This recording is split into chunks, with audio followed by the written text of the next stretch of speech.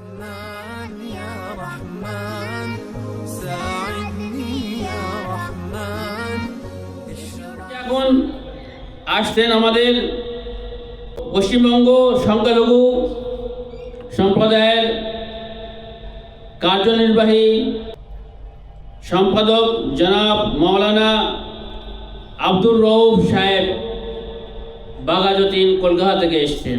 আপনাদের সম্মুখে আসছেন। আপনারা তার আপনাদের সালামতির জন্য একবার দরুদ পাঠ করেন মুহাম্মদ ওয়া আলে মুহাম্মাদের উপর। আসসালামু আলাইকুম। আলহামদুলিল্লাহ ওয়া কাফা ওয়াস সালাতু ওয়াস সালামু আলা ইবাদিহিল্লাযীনা ইসতাফা, আম্মা বা'দ। মোহতারাম ডক্টর রিজওয়ানুস সালাম সাহেব, মঞ্চে উপবিষ্ট সম্মানিত অতিথিবর্গ এবং সামনে অনেক দূর দিগন্ত থেকে আসা শ্রোতৃবৃন্দ এবং সর্বোপরি সামনে বসা আমার মা ও বোনেরা, আমি প্রথমেই দুঃখ এবং আমার নিজের অক্ষমতা স্বীকার করে নিই। আমি গতকাল ঝাড়খণ্ড থেকে ফিরেছি এবং শরীর খারাপ ছিল, সেজন্য খুব বেশি প্রিপারেশন নিতে পারিনি, জানতেও পারিনি প্রোগ্রামটার ব্যাপারে। তো রিজওয়ানুস সালাম সাহেব যে কার্ড পাঠিয়েছিলেন তাতে আজকের দুটো পার্ট সেখানে দেওয়া ছিল, খাতুনে জান্নাত সেমিনার এবং ইসলামে নারীর মর্যাদা। তো আমি প্রথম পার্টটা একটি কোরআন এবং হাদিস দিয়ে বলে তারপরে খাতুনে জান্নাতের উপরে যাব। ইসলাম সর্বপ্রথম নারী এবং মেয়েদের যে সম্মান দিয়েছে, বিশ্বের অন্য কোনো ধর্ম তা দেয়নি। কোরআন সর্বপ্রথম ঘোষণা করেছে হুন্না লিবাসুল লাকুম ওয়া আনতুম লিবাসুল লাহুন্না, অর্থাৎ পুরুষ এবং মহিলা দুজনই সমান, একে অপরের গায়ের পোশাক স্বরূপ, একে অন্যের পরিপূরক, মেড ফর ইচ আদার। ইসলাম মেয়েদেরকে এত সম্মান দিয়েছে যে কোরআন শরীফে শুধুমাত্র মেয়েদেরকে নিয়ে একটি সম্পূর্ণ সূরা অবতীর্ণ করেছেন, যে সূরাটির নাম সূরা নিসা। আমরা এটাও জানি, ইতিহাস সাক্ষী, যে হযরত মারিয়াম আলাইহিস সালাম কোরআনে একমাত্র বর্ণিতা এক মেয়ে, তার নামেও একটি সূরা অবতীর্ণ করেছেন। আর আল্লাহর নবী সাল্লাল্লাহু আলাইহি ওয়াসাল্লাম বলছেন যে দুইয়ের অধিক কন্যাকে যে সুষ্ঠুভাবে লালন পালন করলো এবং তাদের উপযুক্ত পাত্রস্থ করলো, সে জান্নাতের খুবই নিকটবর্তী হয়ে গেল। قال النبي صلى الله عليه وسلم احب الخلق الى الله من احب الى عياله। আল্লাহর নবী সাল্লাল্লাহু আলাইহি ওয়াসাল্লাম ইরশাদ করেছেন যে তার ফ্যামিলি এবং বিশেষ করে তার মেয়ে এবং তার পরিবারের কাছে প্রিয়, সে আল্লাহর কাছে প্রিয়। তো এই কোরআন এবং হাদিস থেকে আমরা জানতে পারছি যে ইসলাম মেয়েদেরকে কত সম্মান দান করেছে, মহিলাদেরকে কত ইজ্জত এবং তাদেরকে কত তাজিমের সঙ্গে আল্লাহ রাব্বুল আলামিন কোরআন এবং নবী পাক সাল্লাল্লাহু আলাইহি ওয়াসাল্লাম হাদিসে বিভিন্ন জায়গায় বিভিন্ন ক্ষেত্রে তাদেরকে এই সম্মান দান করেছেন। আজকের যে সেমিনার খাতুনে জান্নাত এমন একটা জায়গায় হচ্ছে যার নাম আমরা বিকৃত হয়ে আজকের মৌলা আলী হয়েছে, কিন্তু এটা তো আসলে ছিল মাওলা আলী,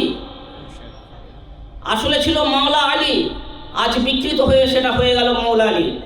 যাই হোক, হযরত আলী রাদিয়াল্লাহু তাআলা আনহু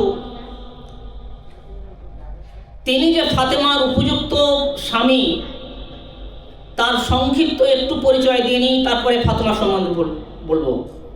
হযরত আলী সম্বন্ধে আল্লাহর নবী সাল্লাল্লাহু আলাইহি ওয়াসাল্লাম হাদিস পাকে বলেছেন আনা মদিনাতুল ইলম ওয়া আলিয়ুন বাবুহা। আমি যদি জ্ঞানের শহর হই তো হযরত আলী হলেন সেই জ্ঞানের তরুণদ্বার, गेटवे।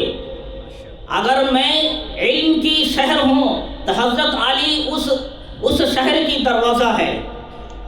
এত বড় হযরত আলীর মর্তজা এবং তার ইজ্জত। আমরা মানে 45-50 সাল আগের কথা বলছি, আমরা তখন খুব ছোট। সেই সময় কলেরার প্রাদুর্ভাব ছিল খুব গ্রামে গঞ্জে, এত ডাক্তার এত ওষুধপত্র আবিষ্কার হয়নি।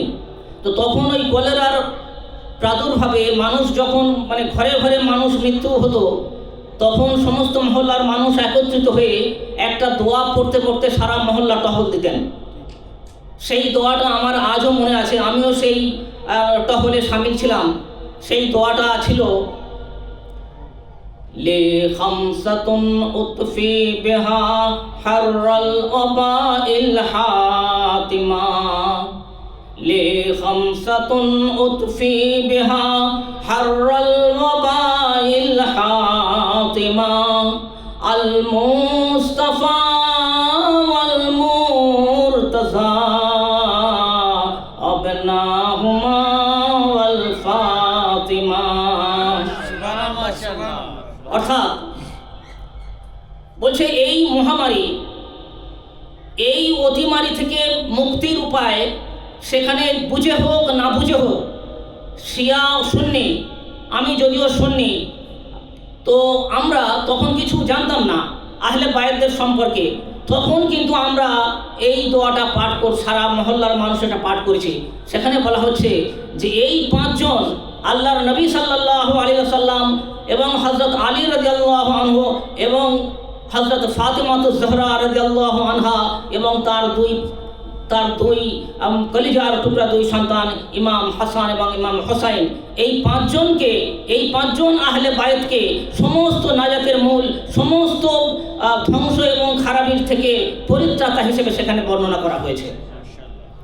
তো হযরত ফাতেমাতুজ জহরা, ফাতেমা মানে হলো, মাওলানা রিজওয়ানুস সালাম একটু আগে তিনি একটু বলছিলেন, আমি ফাতেমাতুজ জহরা যে ডিকশনারিতে একটা পেয়েছি, ফাতেমা মানে হলো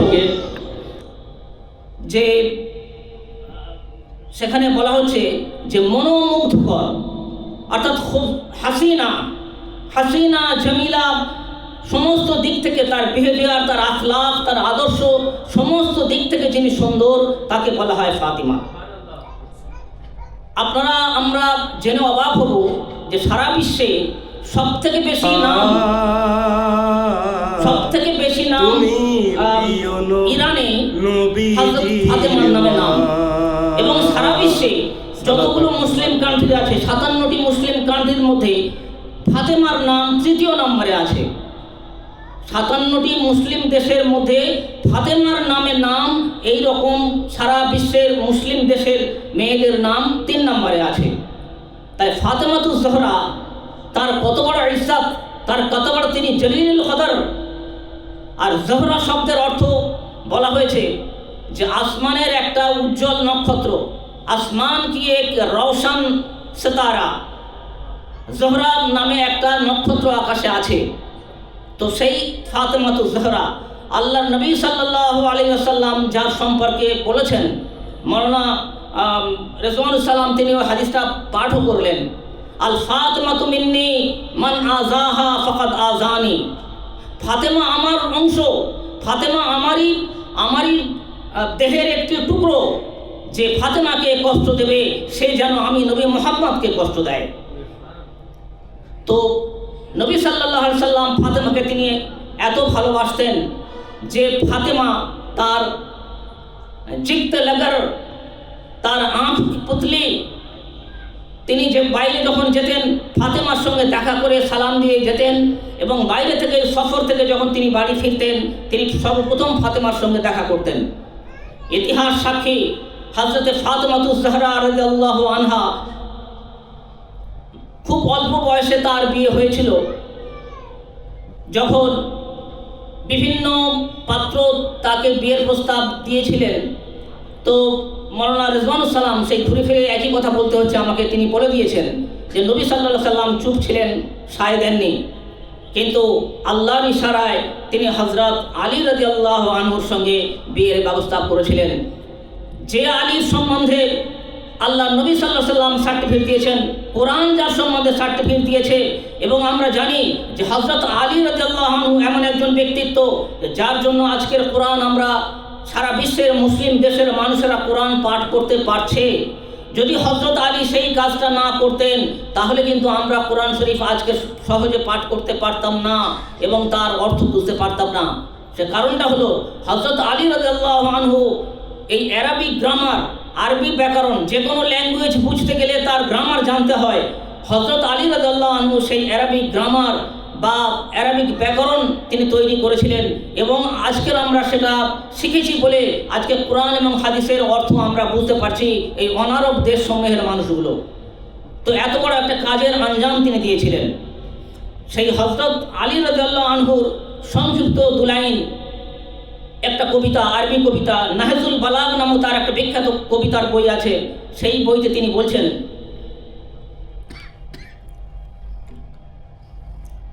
লাইসাল জামালু বিআসওয়াবিন তুযায়্যিনুহা, লাইসাল জামালু বিআসওয়াবিন তুযায়্যিনুহা, ইন্নাল জামালা জামালুল ইলমি ওয়াল আদাবি, লাইসাল ইয়াতীমুল্লাযী ক্বাদ মাতা ওয়ালিদুহু, ইন্নামাল ইয়াতীমু ইয়াতীমুল আকলি ওয়াল হাসাবি, লাইসাল জামালু বিআসওয়াবিন তুযায়্যিনুহা, ইন্নাল জামালা জামালুল ইলমি ওয়াল আদাবি। তো নাহজুল বালাগ একটা খুব উচ্চ মানের বই, অ্যারাবিক অনার্স এবং এমএতে পড়ানো হয়। তো তিনি বলছেন যে জামা কাপড়ের সৌন্দর্য, দেহের সৌন্দর্য প্রকৃত সৌন্দর্য নয়, সত্যিকারের সৌন্দর্য হলো তার মধ্যে কত শিক্ষা আছে, ইসলামী জ্ঞান গরিমা আছে এবং আদব শৃঙ্খলা, তার মধ্যে কতটা সহিষ্ণুতা আছে, কার্যবোধ আছে, অন্যের প্রতি সম্মান বোধ আছে, এটাই হলো তার আসল সৌন্দর্য। পরের লাইনে তিনি বলছেন যে দুনিয়ার দৃষ্টিতে হয়তো যার বাবা মা নেই আমরা তাকে অনাথ বা এতিম বলে ডাকি, কিন্তু আসল অনাথ এবং এতিম হলো সেই যার মধ্যে ইসলামী শিক্ষা নেই, যার মধ্যে শৃঙ্খলা, ডিসিপ্লিন এবং আদব নেই। তো হযরত আলী রাদিয়াল্লাহু আনহু মানে এত বড়, এত সুন্দর কবিতার মাধ্যমে তিনি বুঝিয়ে দিয়েছেন যে ইসলাম কত বড় শান্তি এবং কত বড় শৃঙ্খলার শিক্ষা আমাদেরকে দেয়। আমরা সবাই জানি যে আল্লাহর নবী সাল্লাল্লাহু আলাইহি ওয়াসাল্লাম নবুয়তের থেকে নিয়ে আর প্রায় 10-11 বছর পর্যন্ত ইসলামের তখন কোনো ফরজ হুকুম আসেনি। তিনি কেবলমাত্র সাহাবীদের মধ্যে, তার সঙ্গী সাথীদের মধ্যে তিনি শিক্ষা এবং আদব শৃঙ্খলার শিক্ষা তিনি দান করেছিলেন। যখন পাত্র পুরো তৈরি হয়ে গেল তখন একটা একটা করে হুকুম কোরআন শরীফ নাজিল হতে থাকলো এবং হুকুম আসলো এবং সাহাবারা সেটা একবারে সঙ্গে সঙ্গে সেটা তার পাবন্দ হয়ে গেল। তো আজকের একটা ফাতেমাতুজ জহরা তার মৃত্যু দিবসকে ইরানে সেটাকে মাতৃ দিবস অর্থাৎ মাদার্স ডে হিসেবে পালন করা হয়। আর তার জন্মদিবসকে বলা হয়েছে ওমেন্স ডে অর্থাৎ নারী দিবস। অর্থাৎ যে ফাতেমা হলো সারা পৃথিবীর সমস্ত মহিলাদের আদর্শ অনুকরণীয় ব্যক্তিত্ব। ফাতেমার আদর্শ, তার শিক্ষা যদি আমরা আয়ত্ত করতে পারি, আমরা করায়ত্ত করতে পারি, আমার মা বোনেরা তার সেই উত্তম আদর্শ যদি আমাদের জীবনে বাস্তবায়ন করতে পারি, তাহলে আমরা এক একজন প্রত্যেকেই আদর্শবান, চরিত্রবান, আখলাকওয়ালা এবং কোরআন এবং হাদিসের একজন প্রকৃতপক্ষে ধার্মিক মানুষ বা ধার্মিক নারী হতে পারি। যদিও আমরা জানি যে হযরত ফাতেমাতুজ জহরা রাদিয়াল্লাহু আনহার ইন্তেকাল খুব অল্প বয়সে হয়েছিল। কোনো কোনো রিওয়ায়াতে এসেছে 18 বছর বয়সে, কোনো কোনো বর্ণনায় এসেছে 21 বছর, কোনো কোনো জায়গায় 23 বছর। তো যার জীবনকাল মাত্র 18 বছর থেকে 23 বছর বিতর্কিতভাবে ধরে নিই, সামান্য এই কবছর, এর মধ্যে মাঝখানে একটা বড় সময় শোবে আবু তালেবে তার কেটেছে, অর্থাৎ গৃহবন্দী। আরবের মক্কার জাহেলরা, মক্কার কাফেররা সবে আবু তালেবে বন্দি করে রেখেছিল। বাইরের থেকে সমস্ত আত্মীয়তা, সমস্ত সম্পর্ক ছিন্ন করে তাদেরকে বন্দি করে রেখেছিল। যে সবে আবু তালেবে ফাতেমাতুজ জাহরা সেখানে 3 বছর কেটে যায়। তাহলে সেই অর্থে তার জীবনের পূর্ণ বিকাশ আমরা দেখতে পাইনি।